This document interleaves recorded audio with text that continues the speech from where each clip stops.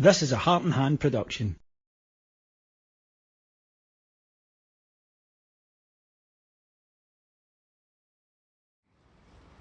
Hello everyone, my name's David Edgar, I'm the host of Heart and Hand, the Rangers podcast, and I'm joining you today after Rangers went to the top of the table with a 4-2 victory over Dundee United at a very wet Ibrox, and the wind is just picking up due to the incoming storm. And there might have been a storm had Rangers not got this victory today, but thankfully we did, although at times it seemed that the team were determined to put the supporters through the ringer as much as possible. Rangers were good today. That's the thing. Rangers made a lot of chances and should have scored more goals. And had Rangers won this game 4 or 5-1, it would have been a more accurate reflection.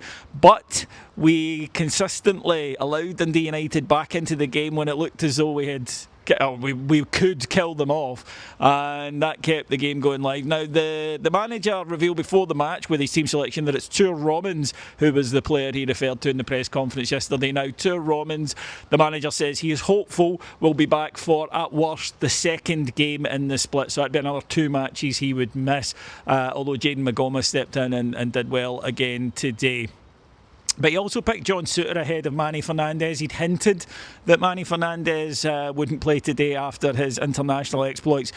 Rangers are a weaker team when Fernandez is out of it and when Souttar is in it. That's the reality. It's not simply about them as individual players, although Souttar's form this year has been very poor.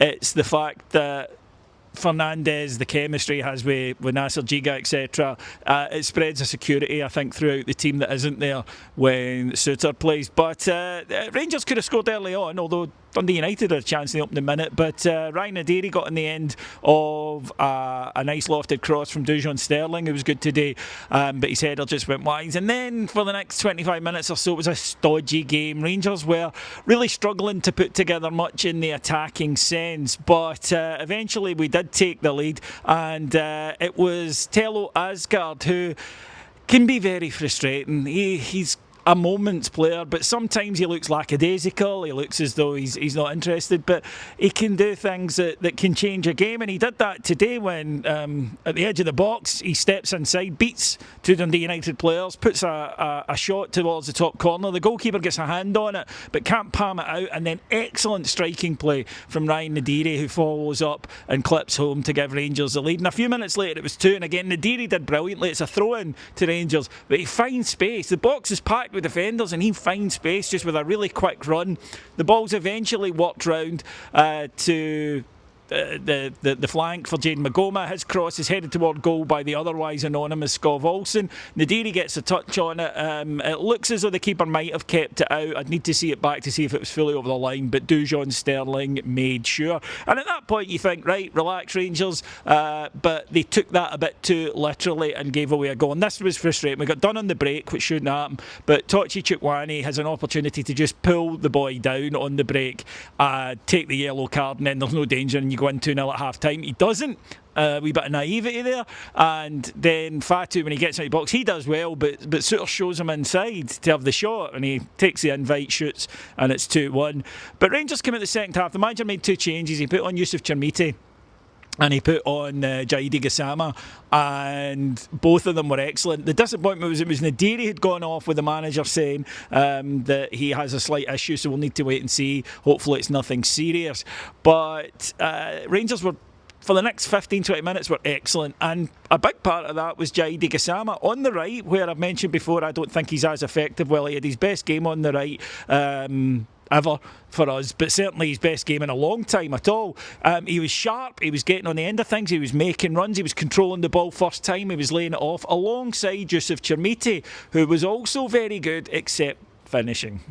He had 3 opportunities, one in particular at 3-1 that he's got to bury, and he didn't, and that threatened to be a sliding doors moment. More of that later. But Rangers did, though, in this spell, add a third, and again Dujon Sterling doing very well on the right. Gassama was involved, but it's Dujon who plays the ball at the back post, and there is Tello Asgard first to react, to stab home, and it's 3-1, and you think, right, okay, here we go. But no, after missing that chance at 4, that should have been 4-1, out of nowhere, Dundee United scoring again. Rangers are just too vulnerable. You can't get caught like that. When you're 3-1 up at home, you can't get caught on the break like that, and it be 2v1 at the back post, and that's what happens. And it goes to 3-2 despite a VAR check for offside.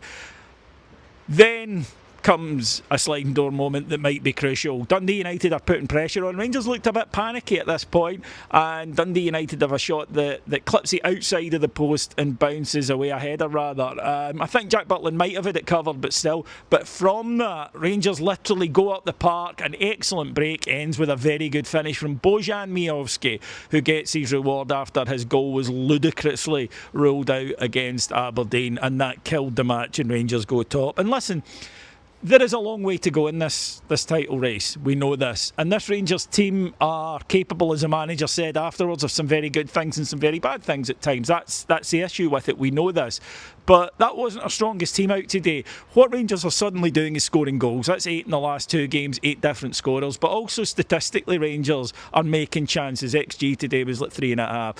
And if we can find that form and lock the back door again, which we were good at earlier in the season, we'll be in a good position to go and win this league. But every game is just about 3 points at the moment. Rangers got them today, and that is all that mattered. And now the attention turns to the other teams as we have managed to stick a bit of pressure on them. I'll be back next week after we take on Falkirk. Until then, take care everyone, have a great week, and check out all of our stuff at patreon.com/Heart and Hand. Bye bye.